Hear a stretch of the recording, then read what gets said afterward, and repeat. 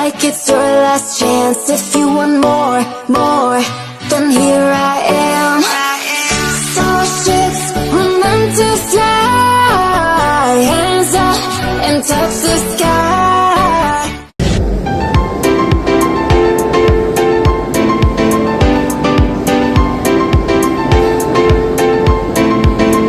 Ano kaya ang gusto nilang sabihin? May idea ba kayo?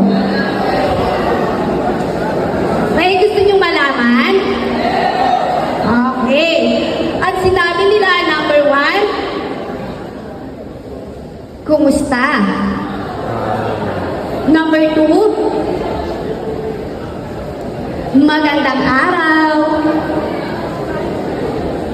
Number 3, mapagpalang umaga sa inyong lahat. Gusto nyo pa ba? Okay, ito pa.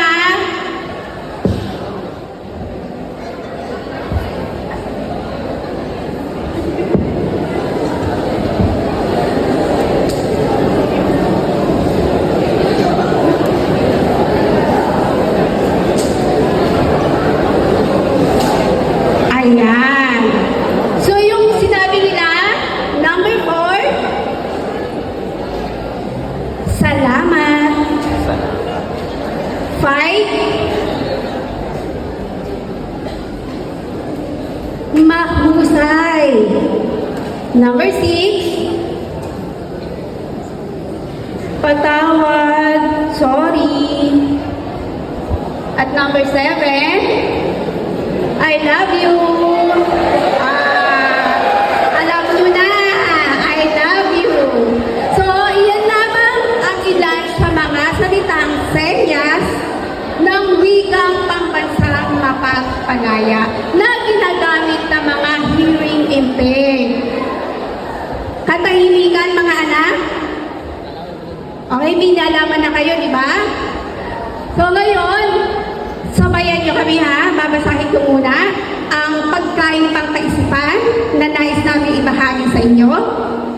Sabayan nyo kami mamaya.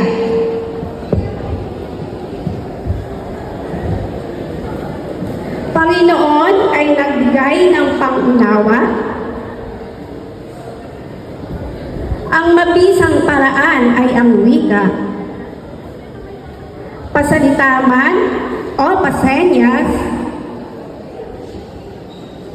ito'y parehong wika.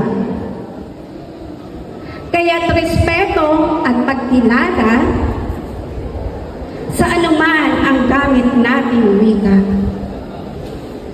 Maaari niyo ba kaming sabayan?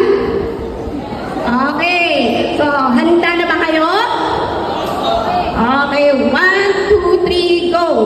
Panginoon ay nagbigay ng pangunawa, ang mabisang paraan ay wika. Pasalita man o pasenyas, ito'y parehong wika. Kaya't respeto at pagkilala sa anuman ang gamit nating wika. Okay. Tandaan, tulad sa Tore ng Babel, ang panahon na pinagkaloob sa atin ng Panginoon ang iba't ibang wika. Kaya, pasenyas man ito hindi katawa-tawa. Ito ay wika na ginagamit nila. Muli, mula sa SPED program, maraming salamat po.